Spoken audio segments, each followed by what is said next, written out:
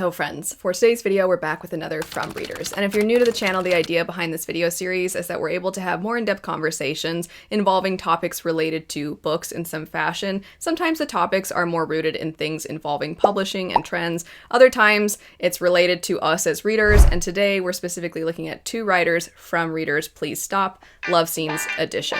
The full prompt that was posted on my community tab as well as my Patreon stated, "What are you tired of seeing in love scenes? What words instantly ruin the scene for you? What about love scenes can completely take you out of the story? There's a time and a place for such things, but when is the timing too cheesy and the place too unrealistic?" I know this topic can very quickly become 18 plus, but I'll try to ensure that I go through this in more of a way of you won't be terribly embarrassed if somehow a coworker overheard what you were listening to kind of way. Don't worry if you aren't sure how to filter what you have to say. I'll do the filtering on my end. I was going to give a little bit of a heads up revolving around the fact that, of course, given the very nature of the fact that we are, as individuals, attracted to different things, if we even feel those feelings whatsoever, and that we look for different things in our relationships, that does mean that we are going to have certain things that appeal to us, certain things that we hate. That doesn't necessarily mean that that is in and of itself bad. And while I was going to kind of elaborate on this fooler, I actually feel like the first response I'm going to read off, and this is from one of my patrons, a heads up, I always ensure I get to my patrons' responses because they are the very reason I'm able to do this. And so as a thank you to them, I always ensure I go through their replies. But the very first one by Erica, I feel like fully captures, and more succinctly, because I can ramble, captures what I was going to get at with that idea. So Erica says, "I feel like this is such a complex topic because no matter how a scene is written, it's never going to match everyone's criteria as people are so different in their preferences. Though I do feel like there's a difference between erotica and romance, I assume it's just hard to find the balance. In my opinion, if they focus more on the intimacy and feeling side of it, it would probably read better. Then again, some people love their smut, which is why I sympathize with writers. They just can't ever make everyone happy. As long as it feels natural for the scene and they're not doing any crazy acrobatics or taking too much time giving us anatomy lessons, I just accept that lust and romance are natural things and let it play out while hoping it doesn't overshadow the plot and or themes of the story." There's a little part of me that's like, all right, thanks for watching, because I feel like Erica captured so perfectly the fact that it isn't going to appeal to everyone. And part of why I felt like this was a fantastic one to start on is because I know that throughout this video, we're probably going to get into certain specifics that you have as almost like pet peeves or certain words that just immediately take you out of the scene. There are probably certain things like, as an example, there does seem to be a trend of the more dominant male character when it is a straight couple and there's a man and a woman, or maybe they're not straight, but it happens to be a man and a woman in the situation, and the man is very dominant and he constantly asks like, "Oh, does that feel good? Does that feel good?" And it's not in a very caring, ensuring everything is great kind of way. It's more of just to talk constantly. And I'm sure some of you are going to be like, hey, if you have to ask. So we're going to get into, I can only imagine, those kinds of topics. But this is important to note initially what Erica said because of the fact that the very framing of this is in a sense two writers. But I also think it's important to note that writers are not beholden to any one person's preferences. I always want writers to write the stories they want to tell, and if that involves fade to black scenes, then that's what they should write. And if it involves going a little bit more in depth with the scene for whatever reason the author has behind writing it that way, then that's what they should do, or that's what I would encourage them to do. I don't want them to feel pressured by what they see as the trend or what readers like. I think there are certain things that are important to acknowledge within these sorts of scenes, especially regarding topics to do with consent and other sorts of topics. Those are very serious things. But when it comes to just, I like when this character does this in this scene, or I hate when this character says this word, that's a case-by-case basis. And authors should always ensure that they take things into consideration, but that's what they're fully doing, is taking things into consideration, not taking any of this as love scene gospel. The next one says, this is for love scenes with heterosexual couples, but the cliche that the guy is always the one who's experienced and the girl is new to things, often with the guy being a player, until he meets the one. It's 2025. Can we have empowered women who know their way in the sheets without shaming them? I do think this, I would say, is...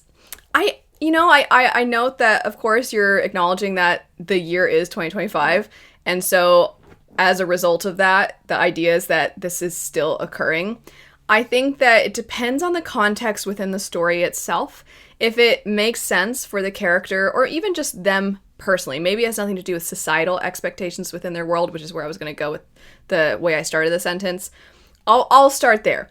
If within their world, as an example, let's say a character is royalty or something like that, and thus their marriage is a very big deal to that character, and there's all of these conversations around the intrigue of who they're going to marry and the politics of it all, it would make sense that that character perhaps is not as experienced. Or if you're examining a story where a character is very, very sheltered and they happen to be a woman, that also makes sense. And maybe within the world that's not expected of or pushed onto the male characters, then it would obviously result in these kinds of scenarios. But there was, I would say, a certain period of books, and because my channel primarily I talk about fantasy books, that's more so the lens I'm going to be seeing this through. But there would be these times where anytime there was a character who it turned out, oh my gosh, they've been intimate with someone before, there would be language directed towards those characters that I don't know that I see that kind of language as often now. But there is sort of this callback to the situation that Kathy is presenting of the character who is just so innocent and, oh my goodness, what's even happening right now? And I think a good example of a story that did this that confused me was the book A Game of Fate. I'm sorry, for those of you that have watched for a while, you know A Game of Fate is not my favorite. If you really like that book, I'm sorry. I bring it up fairly often in reference to things that don't work for me. But in that story, it is a Hades Persephone retelling, and that particular version of it is from Hades' perspective. From what I understand, the author, I think, has also written Persephone's perspective, but A Game of Fate is specifically his perspective. And he is just constantly lusting a lot. I mean, I guess I said constantly, so I already kind of articulated that it's a lot, but he's filled with lust all the time. And Persephone is this person who has just never experienced anything before.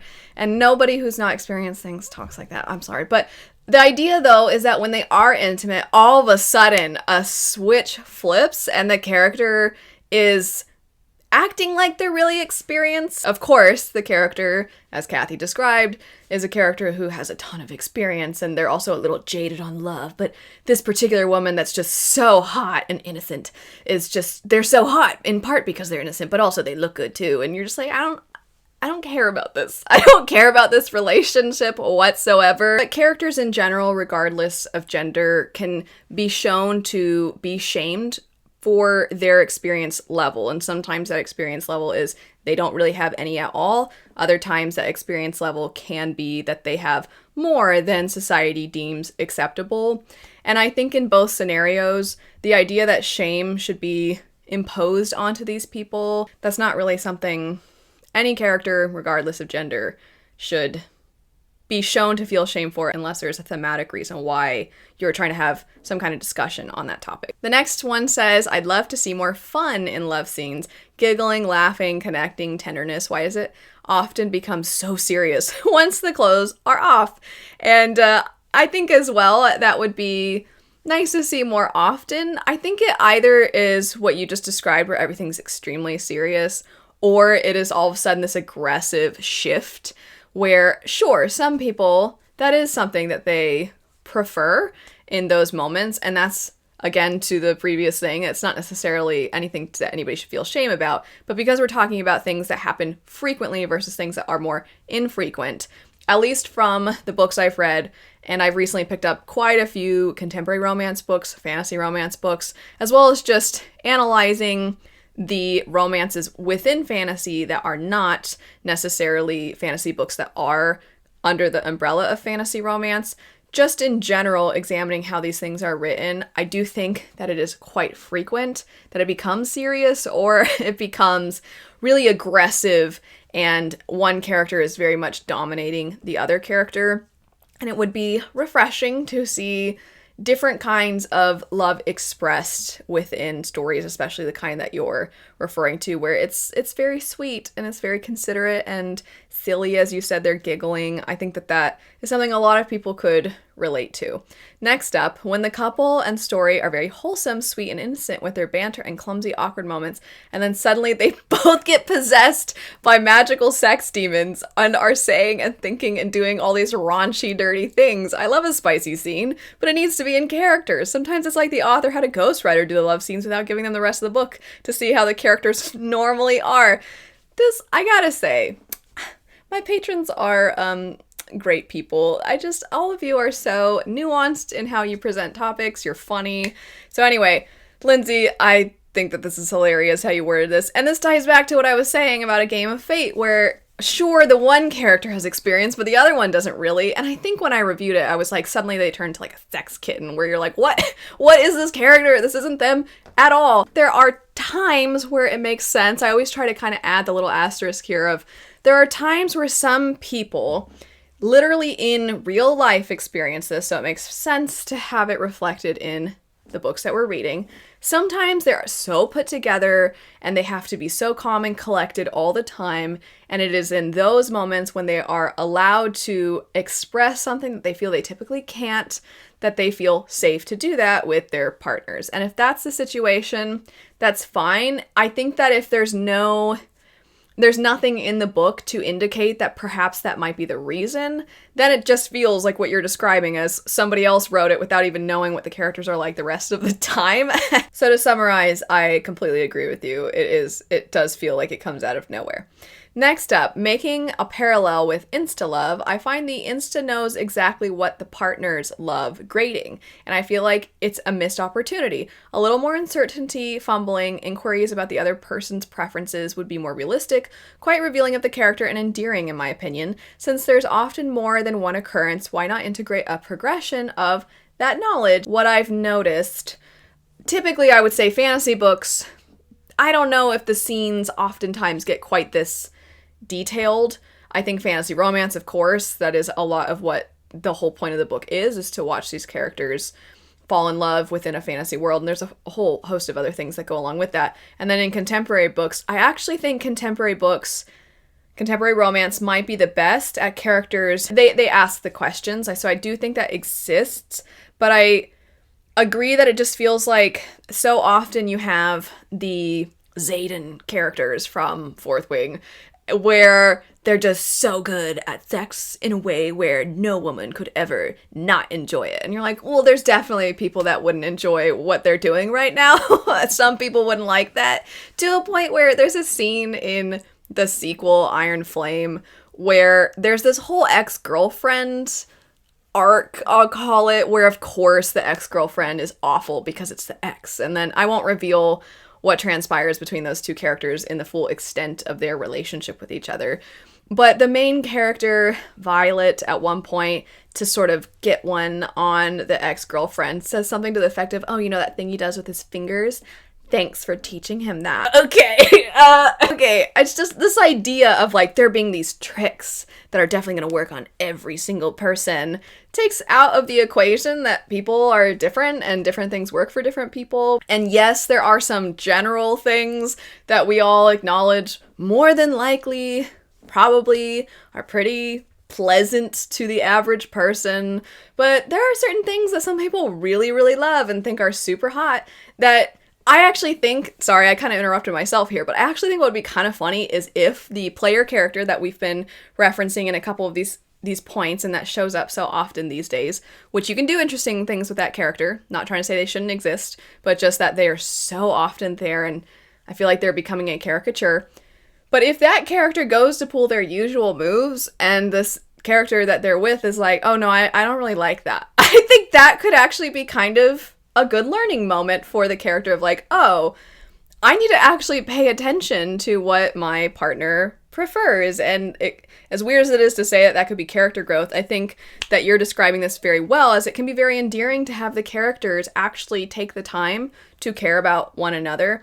And this is what makes me kind of sad about conversations involving intimacy in books, is it gets so reduced sometimes to how explicit is the content, not what is the purpose of the content and what is happening within those scenes beyond just the very obvious the characters are hooking up with each other. Those moments can say a lot about a person. A lot of times, given that a lot of our growth involves our interactions with other people, especially our partners, it makes sense that in these moments where, as I said before, people are able to be their most vulnerable and are able to open up to another person, it makes sense that you would potentially, if you're going to show those scenes, that those would be opportunities where you get to see some of those more vulnerable moments, as opposed to it just turning into, look at this character is fulfilling a wish for you, the reader. Certainly, there are books that is the preference for some people, but if we want to specifically do something with those scenes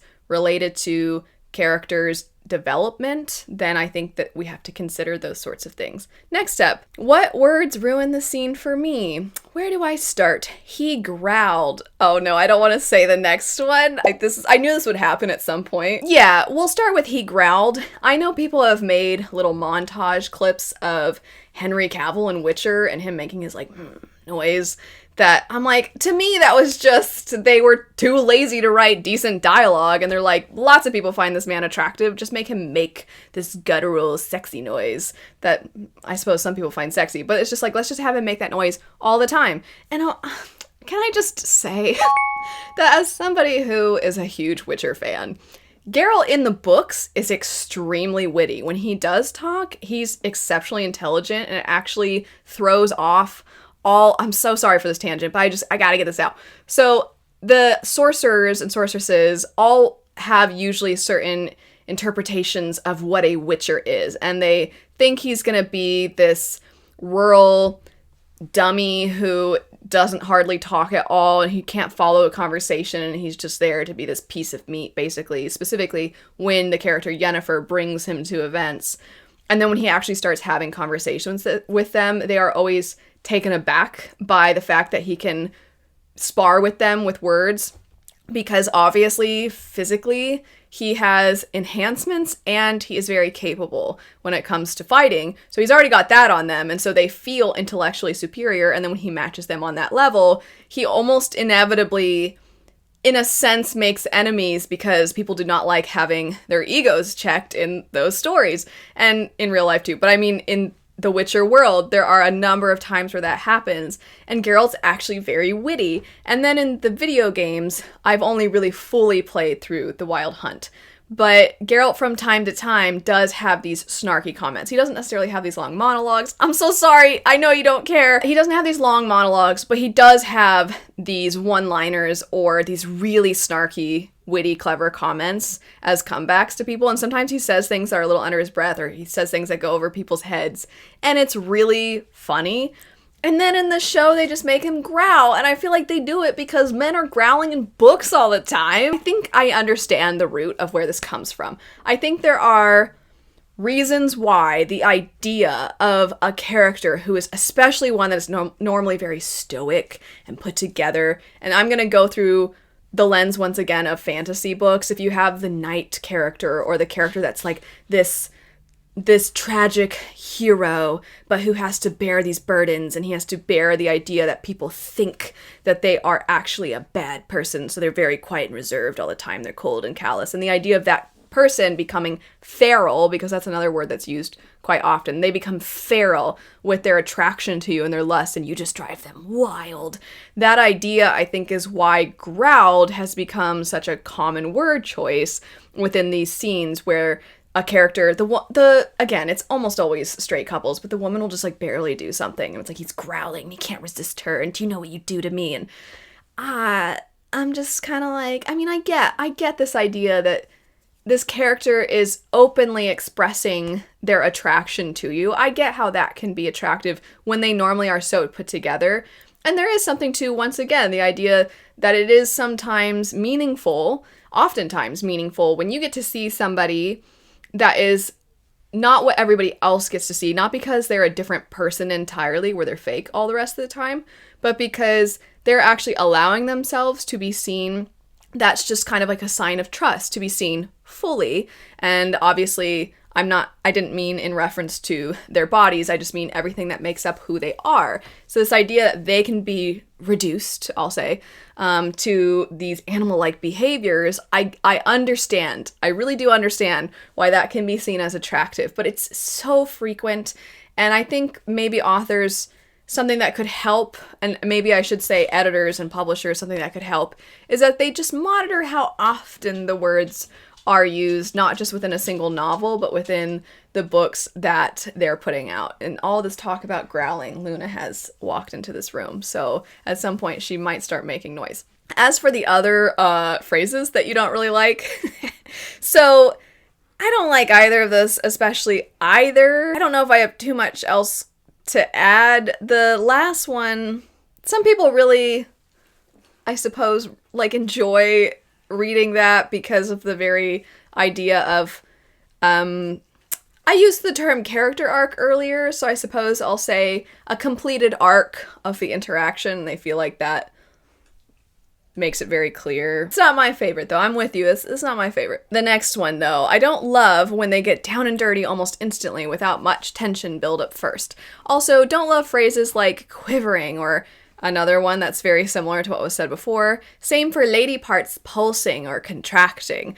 Not a fan. Okay, contracting, I mean, I get it, but also I don't want any word associated with contractions, like anything that sounds even remotely like that. I get it. I get it. Anyway, continuing. Not a fan of all the talking and banter during those moments. It is usually overdone and cringeworthy one-liners that I feel are unnecessary and can take you out of the scene. I also think people are going to feel differently. I apologize for referencing Fourth Wing and Iron Flame again, but just because people post quotes from that all the time, and sometimes the quotes, they'll have the quote and then they'll have the like sweating emoji and the like hot and bothered emoji, and I wish I hadn't just made that face. So they'll have those things and I'm like, wait, what? That was sexy? That was sexy? And there was this thread, this Instagram thread, because I don't have X, but there was this Instagram thread of somebody that was talking about how much they loved this interaction,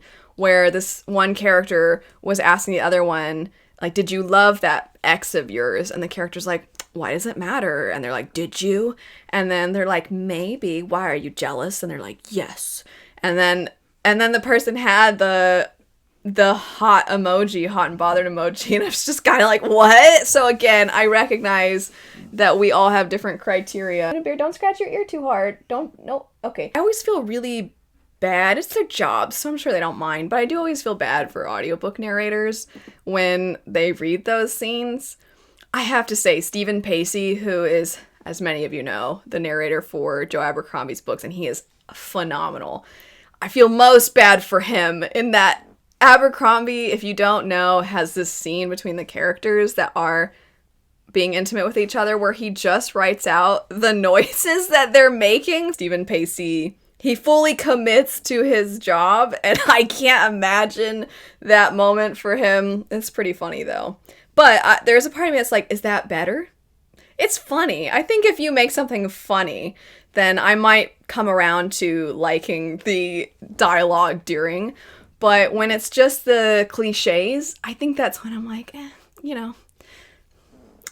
I've read this before. 2 things to summarize, and then we'll move into the next response. But I do think that these 2 things somewhat encompass a lot of what's already being discussed, and I want to be really, really clear by going through the first point, which is that a lot of what we're identifying isn't necessarily inherently bad. It's just so frequent to a point of, I think we can tie this and create parallels between this and how we go about talking about tropes. Oftentimes in talking about trends, tropes inevitably pop up. We talk about the tropes that are popular, the tropes that are borderline overused, or just plain tired. With those tropes, it's not so much that we're tired of the trope itself, although some people sure, but usually what we're actually pinpointing is that it doesn't feel like we are really utilizing that in a way that is subverting expectations, or not subverting expectations, but just fully embracing the trope and really writing it in a compelling way where it has substance and depth. But instead of that, we're just getting the cliche version that feels like a checkpoint to be fulfilled for marketing purposes. And I think you could almost copy and paste that same concept and apply it here. I don't think anybody thinks it's bad to have the character that is a little bit more suave, or the character that seems to always have the right thing to say in those scenes. And whatever the case may be, I don't know that people are thinking that this should never be written. I don't think anybody really, or I shouldn't say anybody because there's always, differences of opinion, but I would say the majority of people aren't in any way trying to imply that authors shouldn't write those kinds of characters. It's just that we're seeing it so often, and it really doesn't feel sometimes like there is that much about the characters that feels like they are truly individuals. Usually the characters that stand out to me are the ones that truly feel as though the character has had so much thought put into them, their development, to a point where they start to feel real. When they start to feel real, it's a lot easier to remember them because they're not just an NPC that's staring at this fantasy world and they exist for the time and place and there's not really a whole lot of agency. They actually feel like you are there with them and you can imagine how they would react to certain things or how react to certain people. That is the kind of character that is memorable. And when you have a memorable character, if you're going to have scenes that are intimate in some fashion, I think that we have to, if we're going to include those scenes, imagine how they would be within those moments. Now, I'd stated, and this is the second point, the copy and paste element of tropes. I think that these love scenes, this is the thing that a lot of us are, at least from my impression of looking through people's reactions to things, I think a lot of people feel as though you can copy and paste any scene from a popular work currently, and it would not make anybody bat an eye. They would think it was the exact, they would think it fit within that book, not realizing it actually came from a completely different work so long as you swapped in the correct names. It's not even just that they're bland. It's actually the opposite, is that they're all written in such a similar way and to a certain kind of audience that is looking for certain kinds of things for what they like, that it just feels like you could genuinely cut out that scene and put it in a different book and then take that other book and swap it in, and then you wouldn't know the difference. That's a little bit of a problem to me. I recognize that it's not just a problem within those sorts of moments. You also have action scenes within fantasy and sci-fi where those action scenes feel identical to each other. So there are, of course, only so many words you can use, and there are, of course, only so many ways that you can explain something. But to draw in, because I feel like in these super, super long conversations, I inevitably bring up something to do with music. There are people that feel as though everything has already been written, so you're never going to have a creative piece of music again. And I always think that just, one, it's very much putting a restriction on creative minds, and it's basically telling them why bother, which is not the sort of motivation that I would want to impart on a young, brilliant, creative mind. I would want to say, yeah, you can be creative. But also, it's just not true. It just speaks to some people's limited views of what is possible. If everything had already been written, then we would just not ever need to publish any more books. I just would never want somebody to feel limited just because the words themselves are not always the easiest to vary it up with, and oftentimes you don't want to get too colorful and different because then it makes the scene really weird. But there are definitely ways, and oftentimes, in my estimation anyway, those things are tied to the characters, their personal experiences, sadly sometimes their trauma as well, and what society's views of things can be. Moving on now. Next up, the situation context making no sense. Sometimes it feels like a scene is only in the story because the book just needed to have one. She threw up 2 minutes ago, now they are kissing passionately, which is so gross to think about. The scene being out of character and or completely unrealistic. She doesn't know how anything works and is actually scared of him. He touches her and wow, Those must be magic buttons because she goes from uncomfortable, nervous, and scared to relaxed, comfortable, and having the time of her life in half a second. I ended up DNFing that book. Oh, I want to know what book it was. Can we please stop pretending that people even remotely work like that? You mean you don't just have somebody touch you in one spot and suddenly you have so much knowledge of things you didn't have before? What if that's how it worked? What if we just needed to be activated in certain spots and suddenly we are like, oh, I know exactly how to make this pasta dish I've never made before? That'd be kind of cool. I mean, it'd be weird. Everything being the best, greatest, most wonderful ever. The more a scene tells me how really and truly earth-shattering things are, the more I roll my eyes and yawn. Please stop making it seem like they need to have the best of their lives to validate their relationship. Also, there is not mentioning that they probably smell rather bad right now, and then there's pretending someone smells of pine needles after a day of exercise in the sun or something. That last one has come up many a time. I think it makes sense if they smell like the thing that they have been partaking in. So for example, I just said pasta dishes. If somebody's been cooking and they smell like the dish they've been cooking, okay, that makes sense. If they've been drinking coffee, it makes sense that they might smell and taste like coffee. But I don't think that it makes any sense when somebody's been at war and they come back and they see, oh my gosh, the love of my life is here and I'm just so filled with lust and passion right now. And the person thinks like, oh, they smell like fields of flowers where they grew up. And you're like, that's not how the human body works, even a little bit. Also, the idea that it has to be earth-shattering in order for it to be meaningful. Okay, there's a difference between that was a great experience for a number of reasons, and the mountains moved, and the heavens opened up, and those sorts of statements where you're like, no, they didn't. No, they didn't. Nobody, that's not a thing. I know that it's meant to be symbolic sometimes, and other times it's just meant to be metaphorical, but this is why sometimes when you lean into the metaphor a little too much, there is this sense of, it feels like how somebody imagines it going, but maybe, I mean, I'm not trying to imply whatsoever like all these authors like secretly have no idea and they're just like trying to fake it. I just mean, you know, I don't know how many of us have ever thought that. Moving on. Hi Sarah, you said any sort of sword analogy, including but not limited to slamming into the hilt, immediately ruins the mood for me. I am a much bigger fan of emotionally driven love scenes, so I prefer to see less scenes that are just play-by-plays of all the positions that are happening. I think there is definitely a time and a place for those kinds of scenes, but I'm seeing them more often in places where an emotionally driven scene would make more sense for the characters/story. Yeah, I feel like you just summed up nicely and in a concise way. Next up, Chelsea says, can writers please stop saying that the character's mouth watered over the other character's parts? I think it's more common in romance, but come on, there's other ways to indicate interest. I also think that writing, I understand the concept of blushing.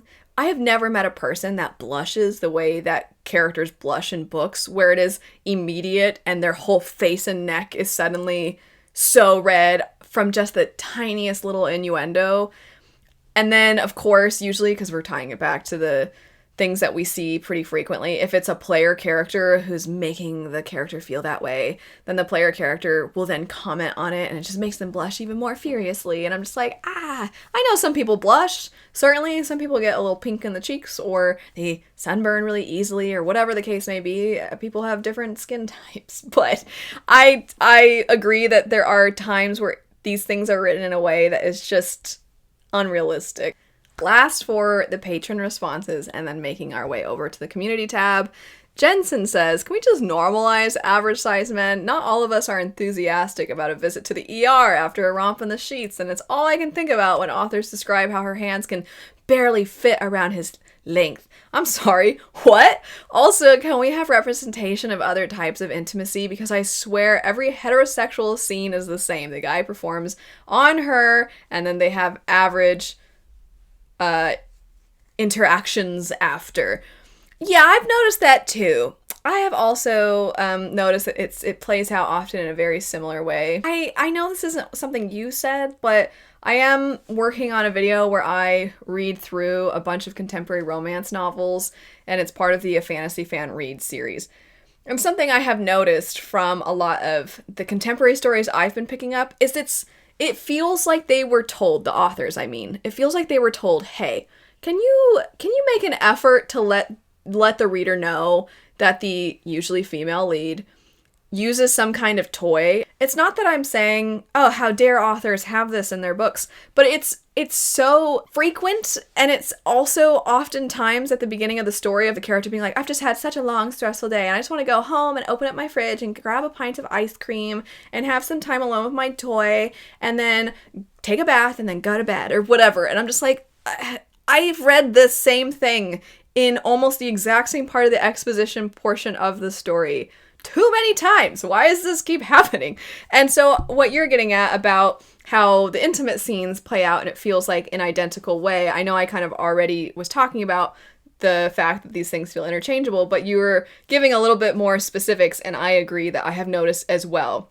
That is how it seems to play out pretty often. As far as you saying, I don't want to think of, going to the ER immediately after. I remember when I did a video, and it kind of, for me anyway, for what's usually the norm, it kind of blew up as far as views go, where I was just talking about things that feel really similar from book to book. This is why a lot of books are starting to feel the same. And I was highlighting the things that I have noticed feeling the same oftentimes.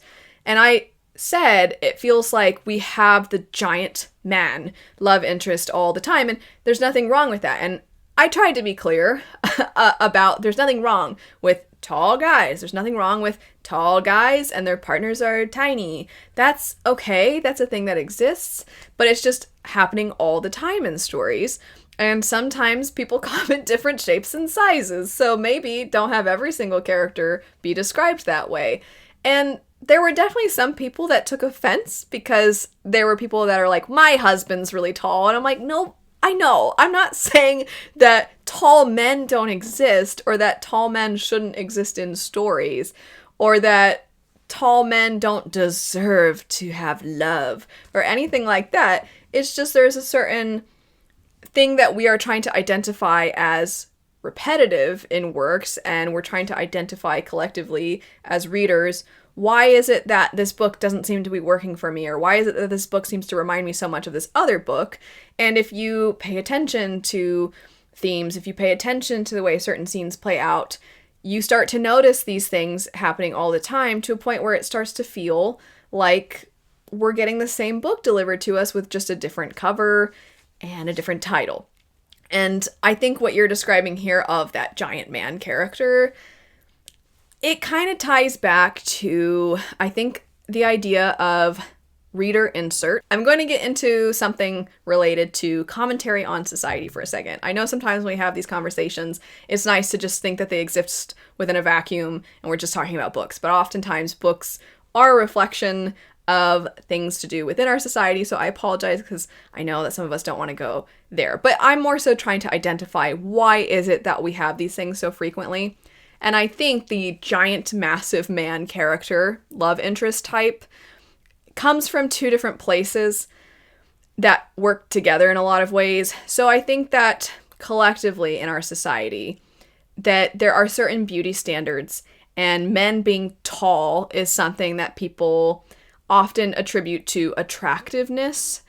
Now, I'm not saying it should be that way. It's just one of the things that, from what I've identified, a lot of people point to as being a more masculine thing, and thus it's more attractive to the straight female character perspective. And it's on a subconscious level of, if you're looking for that guy who's over 6'2" on the dating apps, well, here he is in book form. That's what it can feel like a little bit. And comparing that to how that character fits with the female character type, there's two different female character types that I have noticed pretty frequently. One is the drop-dead gorgeous, oh my gosh, men are just besides themselves at how beautiful she is, women want to be her, and they're written in a way where it's just like, oh my gosh, how is it possible that any one being could be so beautiful?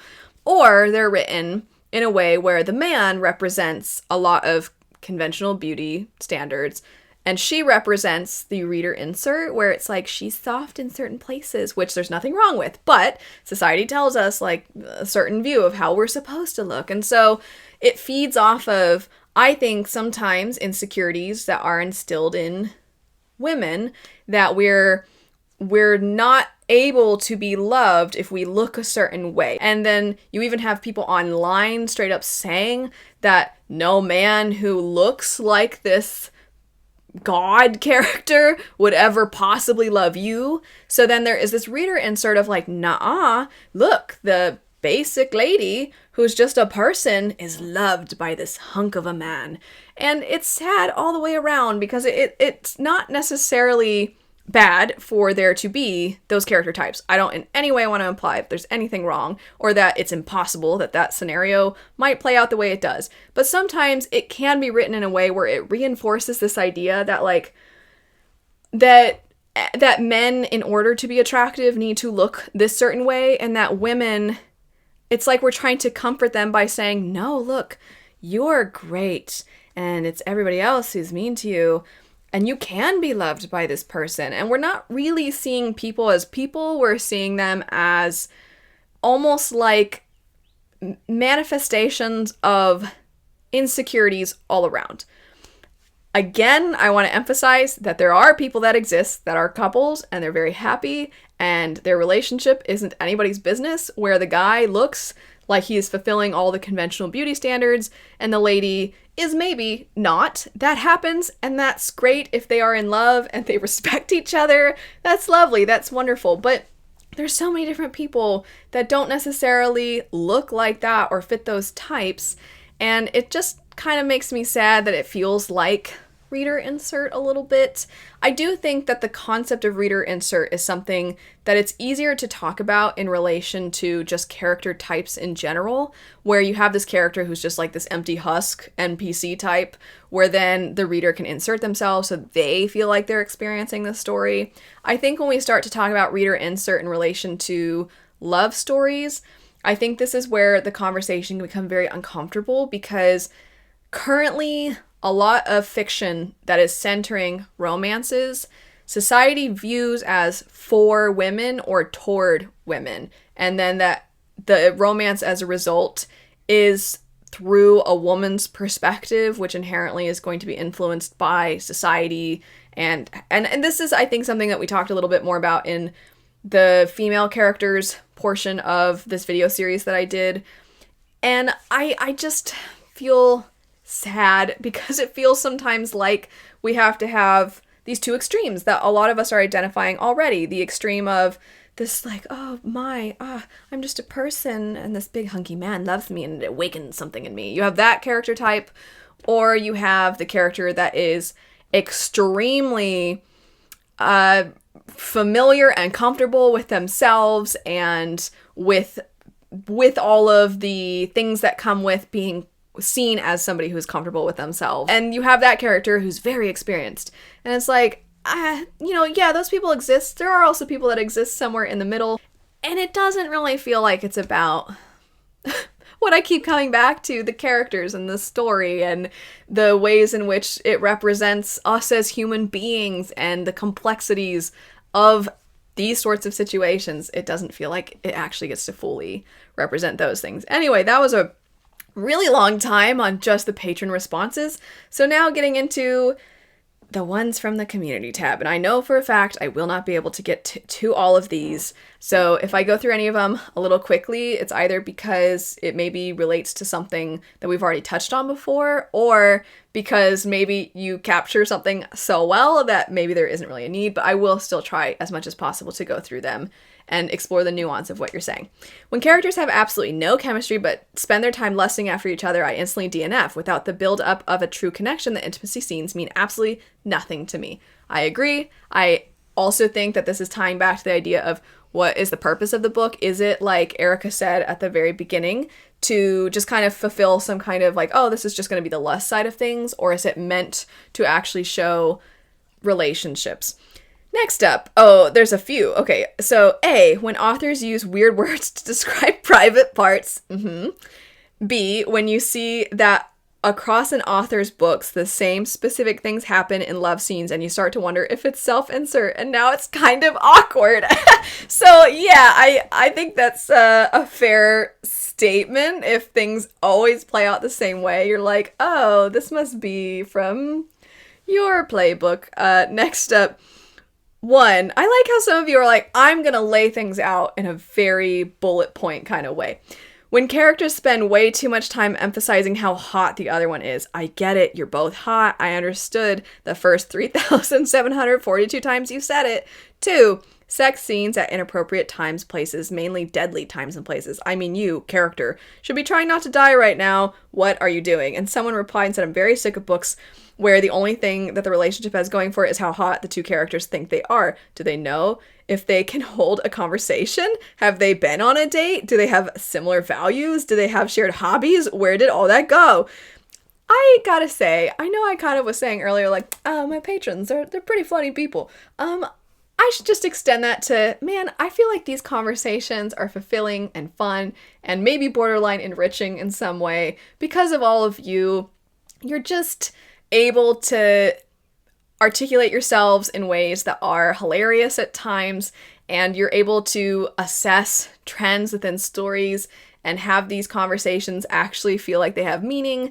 I just think all of you are really funny and great. So anyway, continuing on with that person's response, I would prefer it if those kinds of books were honest, that it's not romance, it's just sex. If they are not romantically attracted to each other, or that kind of attraction isn't even acknowledged, don't call it a romance novel, just call it spicy or something like that. As an ace person, I don't really understand sexual attraction, so I'd like to avoid those books if I can, but they're put in the same category, so I run to spice-only books if I'm looking for romance. I do think that is a tough scenario because there are romance books that can be explicit, but they're not necessarily just the spice, and then there are some books that do feel like they're just the spice, and this is why I think reviews are important. I know sometimes people will mock, this is more of a thing I would say on Book Talk, but sometimes Book Talk or Instagram, where people are primarily reading romance types of stories, they'll have the spice level and they'll give like the little pepper emoji, and people will make fun of that and be like, oh, that's all it is for those people. It's just about the spice. And you're like, I think they're trying to inform people, and that is helpful too. If somebody sees one spice, they're like, oh, okay, that's more of what I'm looking for. If they see 5, they're like, that's my cup of tea. And that's good. I feel like from a reviewer angle, you want people to know, because I think that there's only so much marketing can do, and there's only so much marketing can do without just revealing everything there is to reveal about the books. So I think that it is helpful to have reviewers provide that information. And like you said, it's especially helpful for you when you are sometimes not really looking for a certain kind of story. Next up, when it's straight to, I want to have you. I don't know how to describe that better. And none of the actual falling in love, no butterflies, no sweetness. Not that all books have to be cute and sweet, but you can't have a person convey, I truly love him or her with all my heart, if all we get to read is their heat and passion. Completely agree. Okay, this next one. So you're just quoting something, and I have to know what book this is from because this is hilarious. It says, quote, our tongues fought for dominance. I don't like that either. I hate when the characters become completely different people in those scenes. Yeah, definitely. When they are sweet, caring, respectful in daylight, then suddenly they act and talk like stars in the bed. Dirty talk, possessiveness, disrespect, objectification. I can't care about the characters after a scene like that. Ruins the book for me, and because of this, I feel I only have just a couple of auto-buy romance writers, and I can trust not to do this. There's a lot of replies. Let's see. One of them is just the same individual saying, also the husky voice makes me think of a husky dog howling. This reminds me of, it might have been a couple years ago at this point, I did a video of some of my least favorite scenes, which, man, looking back, I'm like, I can never watch that video again. Not that I like watching any of my videos back. Once they're up, I'm just kind of like, no, I don't want to look anymore. But I talked about how there's an Allie Hazelwood scene where the character performs acts on the man, and then when they're done performing the act, he grabs their mouth and he's like, let me see it. And all I could think with how it was described is when dogs eat something they're not supposed to, and you have to chase them around and be like, open your mouth, and you're trying to like pull the stuff out of their mouth that they're not supposed to have. So I'm with you there. It's just certain things. Another person said, Plated Prisoner series, I'm looking at you. And then another person said, Allie Hazelwood does this and it bugs me immensely. Oh, okay, so somebody else mentioned Allie Hazelwood. I hate the overuse of feeling heat as someone's touch. That's, I think that's very common, and part of why I think it's so common is because it's like kind of neutral. It's not too really detailed or anything, and it's also not too over the top and creative to a point of feeling weird, but that's good to note because chances are that it does get used a lot. And I think that's something that maybe, like certain other words that writers don't realize they use probably a little too frequently, like growled. I think that heat would be a harder one to notice it used too often because of its potential neutral feeling. Okay, another person with bullet points. When it's smut, lol, I hate when they call it a romance book, but there is not any, it is just lust. Next, I cannot stand when the plot becomes less important than the love interest. Talking about important plot information in the middle of an intimate scene. What did they call that in Game of Thrones? I think that show, unless it just became popularized, this term, but I think it might have been actually created around the time, where instead of saying exposition, they called it sexposition, because they would reveal information during those scenes, and I think that's kind of what you're basically describing to a T. Next, when the female character seems extremely immature and teen girl-ish, and then last, when I read a book and I've read this exact character in other books, make them unique in some way. Your second to last point about when they seem immature and like they're acting like really childlike.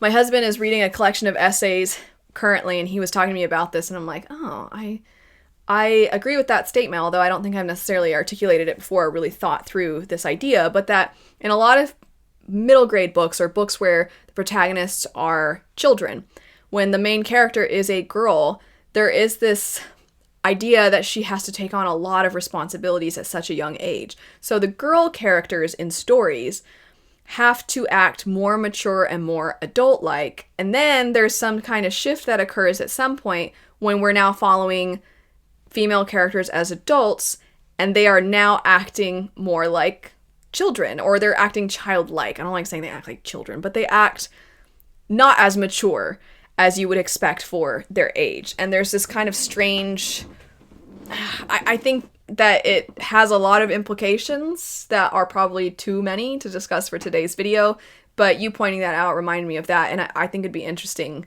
to have a conversation about that at some point, but it also could get into some really, unfortunately, dark material there, so maybe that's not a conversation to have. But I agree that there are a lot of characters that act that way. It's especially weird, too, when some of the love interests or the characters are fae and they've lived for a really long time.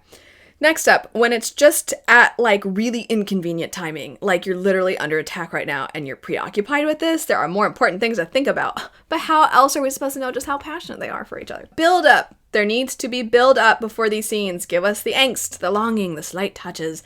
Then have the love scenes. Also stop equating intimacy to sex. And then someone replied, 1,000,000 times this. Yeah, I almost think for a lot of readers, there's like, okay, I have never even watched Pride and Prejudice, and even I know the like hand clenching scene that so many people are like, oh my gosh, they clutched their hand after they touched her hand, and it's because he loves her so much, and it's just like this tiny little thing that we hyper focus on.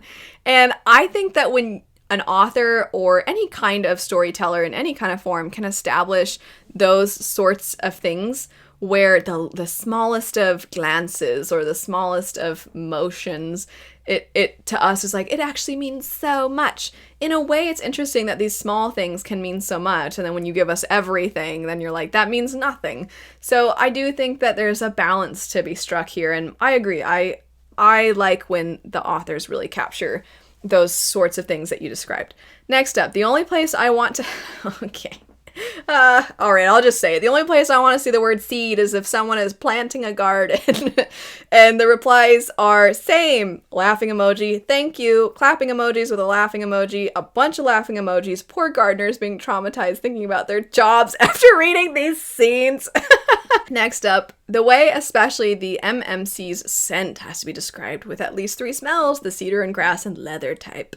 Yes, absolutely. I'm aware that it's 100% personal taste, but I just don't ever think explicit sex scenes are the best use of my reading time, or even a good use of it. I can probably think of a couple exceptions, but usually, in my opinion, I think it's very sweet that you keep adding the qualifications. They do nothing for the plot, the character, or even the vibes, and they aren't even fun. And then there's the fact that so many of them expose the authors or narrators, if we're being generous about it, casual, unthinking misogyny, which makes it extra not worth it. Another related thing is that a lot of them could really be about any characters ever. There's nothing that feels like something specific to those characters. It says nothing about them. You could replace the names with other characters and have it still make as much sense. I don't know, I guess if I wanted to read smut erotica, I'd just read that and not a fantasy novel. I much prefer implied sex scenes. The more graphic it is, the less interesting it is to me in most cases. Not because it is graphic, but because then that becomes the focus in itself, and that's both incredibly boring to me and not what I want to get out of reading a novel. Next up, well, if I read something like, she couldn't wrap her hand around it, one more time, I'm done. No. And I think you and Jensen from earlier definitely are in agreement here.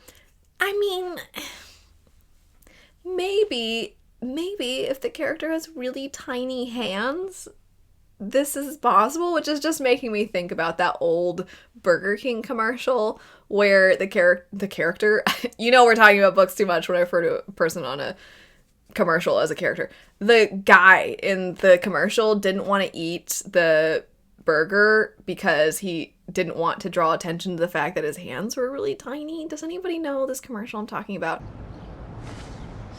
I have these tiny hands.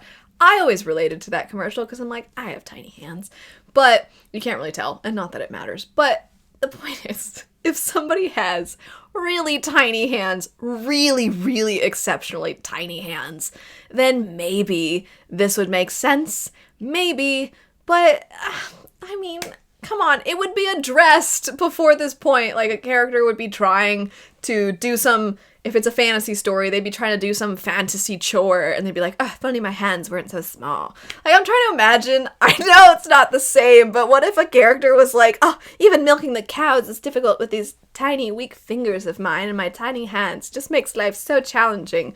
And then one day, some guy walks along, and he's just like, I'll give you a challenge. Moving on. Wildly incorrect anatomy. I don't mind if it is a humanoid character with different but suspiciously similar anatomy, but some descriptions for supposedly human characters are getting out of hand. I read a book where a lady wrapped both her hands around a certain appendage and noted her fingers didn't touch. Like, girl, how are you still alive? What? I mean, okay, wait a second, though. I don't need any probably actual demonstrations here, but... I just want to know, like, this is a giant water bottle. I feel like we're talking like this. Like, this is what we're referring to when we say that they couldn't wrap their fingers with both hands? With both hands? So their appendage, to use your word, is the size of a gallon of water? All the Stanley Cup users are like, I might have to repurpose my Stanley Cup now. Next up, we have, I struggle with your mind, especially if there hasn't been enough time to sit with characters for this line to somehow not feel icky. It's especially uncomfortable if there is this, I have some kind of power over you vibe in the statement, and there is an under layer of ownership to what the person is saying. I prefer the I'm yours line. You are giving your personal consent to be theirs, whereas your mine lacks that consent. I don't have a whole lot to add to this because I agree. I think that you'll see the your mine statements and stories with fated mates, and maybe within the context of that trope, it makes more sense. I don't love fated mates because I think there is like this almost inherent lack of consent in a sense. Like, you don't have any agency in how this relationship will play out. I think that if an author does something interesting with that concept and it's like, well, because of reasons, these characters have to be together and those reasons are fantastical, but we see characters that don't want this for themselves, okay, then we can actually have, that's a sad situation, but I can see where an author would use that in an interesting way. Or if it's like, if it does turn out to be beautiful and like, oh, it was just always meant to be like this. It's not my cup of tea, but I can see why that would be nice. But when there is this just inherent, I own you feeling, you are mine, you belong to me, I think that there are ways that that can be expressed as far as the you're mine. It can be at times expressed in a way of somebody saying like, oh, me and my man or something like that. And it's just like, cute. I don't think too many people would be like, I don't know. I don't think people would be finger wagging at that. But yeah, there are times where it crosses a line into being something that can feel quite uncomfortable. This next one says, for YA, I have a huge issue when the girl is lusting after a jerk male main character, like in bully romances. I have a teen. There should be 0 bully romances for the YA genre, making girls think it's okay for a boy to treat them like that, and then still want to have sex with them. Sex in YA in general needs to be handled very delicately, and often should be broken out into an upper YA category. We need YA levels. A kid that is 14 makes a huge maturity leap at 17, and frankly, main YA readers now are more like 12, 13. For adult, how can I put this PG? I can't, so stop here if you need to. Listen, be into what you're into at home, but I haven't read this, so... But as far as me reading it, I'm disgusted with scenes that are supposed to be steaming involving tasting oneself off the other person's fingers and lips. That ruins the moment for me immediately. I see this too often in romanticies specifically. I know exactly what you're talking about. We'll address the more serious one, and then we'll get into the one that's a little bit less serious. So I think that is such a important topic, where I do think that when we have conversations about, especially in dark romances, the very nature of dark romances is we're exploring these topics that are often taboo or that are horrendous in nature. And we're doing it in the context of something that is known when you pick up the book, that is what you're getting into. And in a way, I sort of equate it to, if you're going to go see a slasher movie, it would be weird to be scandalized when somebody dies in a grotesque manner. The idea being that we are tapping into something in our minds that we don't certainly want for ourselves, nor would we want to see that in real life. But for some reason, when we're able to explore those things in fiction, it scratches a certain itch in our brains. Now, the full extent of that, I don't know. I would love to talk to an expert about that sort of topic. But we acknowledge that those sorts of things are understood to be that way, and they're specifically understood for adults. I think that there's a lot of mixed messaging when somebody is young and they're seeing those sorts of stories play out. And unfortunately, there's a lot of rhetoric online, too, that is trying to convince people that they are meant to accept a certain level of treatment that is not okay. So when you have at a young age the fiction that you're reading telling you that, and then you're getting older and you're seeing people with certain kinds of content online saying these sorts of things, it's hard to ever find a place where you can get away from that and you can see people genuinely have loving, kind, considerate relationships with each other. So yes, I agree that those sorts of topics need to be handled with the utmost amount of care.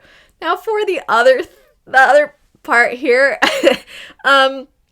I mean, this is a very specific thing that I have also noticed, and at least I'll say, you know, I at least they're not describing themselves as tasting like honeydew, for example, like in From Blood and Ash, because that would be like, oh, when he did stuff to her, she tasted like honeydew. That's what like the male love interest would say. It'd be really funny if he was like, see? And then he's showing her and she's like, I do taste like honeydew.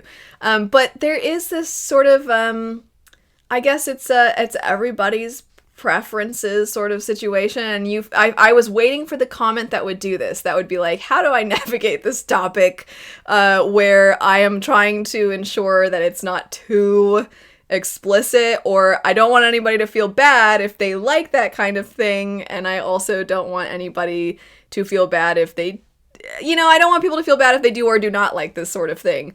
But I think it's described as if it's always sexy, I suppose, is the part that I'll zero in on.